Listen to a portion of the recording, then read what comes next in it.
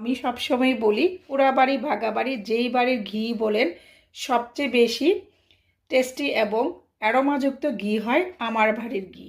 আর আমার বাড়ির ঘি কিন্তু দানাদার এবং খুবই মজার। আমি যদি একটু দেখাই এখন আমার ঘিয়ের স্ট্রাকচারটা, এই যে দেখেন কালার কিন্তু চেঞ্জ হয়ে আসতেছে।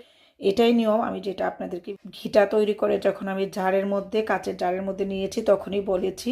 আর ঘি কিন্তু সবসময় আপনারা কাচের জারে রাখবেন, আদারওয়াইজ ঘি কিন্তু নষ্ট হয়ে যায়, লং টাইম রেখে খাওয়া যায় না।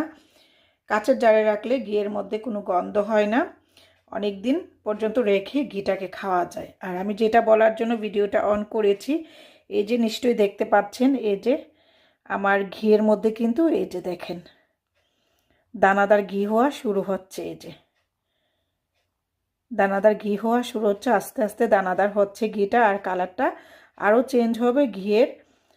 আর আমি আরও পরে আপনাদেরকে ঘিটা তুলে দেখাবো কীরকম দানাদার হয়েছে, যদিও এখনও এটা পুরোপুরি জমাট বাঁধে নাই, আস্তে আস্তে জমাট বাঁধতেছে। আর এই যে দেখতেছেন নিশ্চয়ই আপনারা, এই যে দানাদার উপর থেকেও হচ্ছে এবং ভিতরেও ঘিটা আস্তে আস্তে এই যে দেখেন দানাদার হচ্ছে। আই হোপ আপনারা বুঝতে পেরেছেন। আর ঘিয়ের এই কালারটা প্রথম কীরকম ছিল, একদম হানির কালার, তারপরে এটা কিন্তু আস্তে আস্তে কালার চেঞ্জ হয়ে একদম ক্রিম কালার হবে, যেটা অরিজিনাল ঘিয়ের কালার, খাঁটি ঘিয়ের কালার, সেই কালার হবে। একদম ফাইনাল লুক আবার শেয়ার করবো যখন ঘিটা একদমই দানাদার হয়ে যাবে, তারপরে আমি আপনাদের সাথে চামচ দিয়ে উঠিয়ে দেখাবো কীরকম দানাদার আমার ঘি হয়। এখন আবার ফিরে আসলাম আমার যে ঘিটা পুরোপুরি জমাট বাঁধার পর। আর এখন নিশ্চয়ই বুঝতে পারতেছেন আমার এই ঘি কীরকম দানাদার হয়েছে, এই যে দেখেন মাশাল্লাহ।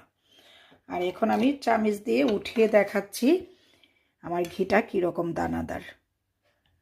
এই যে নিশ্চয়ই বুঝতে পারছেন কীরকম দানাদার হয় আমার এই ঘি, প্রত্যেকটা দানা একদম বালির কণার মতো। এই যে আশা করছি আপনারা বুঝতে পেরেছেন আমার এই ঘিয়ের স্ট্রাকচার এবং দানাগুলা দেখে কীরকম সুন্দর দানাদার ঘি হয়।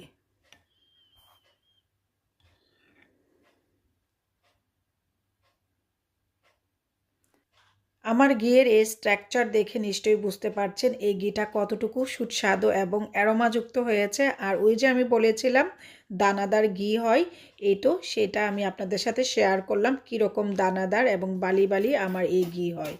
সবাই ভালো থাকবেন। আমার এই রেসিপিটা দেখতে চাইলে ফুল আমার কাছে কমেন্টস করবেন, আমি ইনশাল্লাহ আপনাদের সাথে শেয়ার করব কিভাবে এই দানাদার এবং অ্যারোমাযুক্ত ঘি আমি তৈরি করি।